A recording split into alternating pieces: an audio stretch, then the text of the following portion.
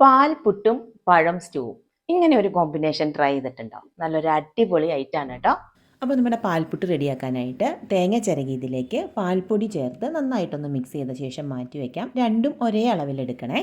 ഇനി പുട്ടുപൊടി നനച്ചെടുക്കാനായിട്ട് 1/2 cup പുട്ടുപൊടിയിലേക്ക് 2 spoon പാൽപ്പൊടി, 1 സ്പൂൺ പഞ്ചസാര, 1/4 സ്പൂണോളം ഉപ്പ്, പാല് ചേർത്ത് വേണം നമ്മളിത് നനച്ചെടുക്കാൻ. കുറച്ച് തേങ്ങ ചിരകിയതും കൂടെ ചേർക്കണേ.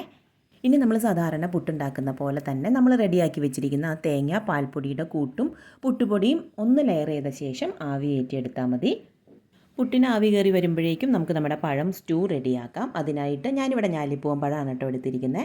പഴം ഇതുപോലെ ഒന്ന് അരിഞ്ഞ ശേഷം അതിനകത്തേക്ക് കുറച്ച് ശർക്കരയും ഏലക്കാപ്പൊടിയും ചേർക്കണം. ഇനി ഈ സ്പൂൺ വെച്ച് ഇതുപോലെ ഒന്നങ്ങ് ഉടച്ചെടുക്കാം കേട്ടോ.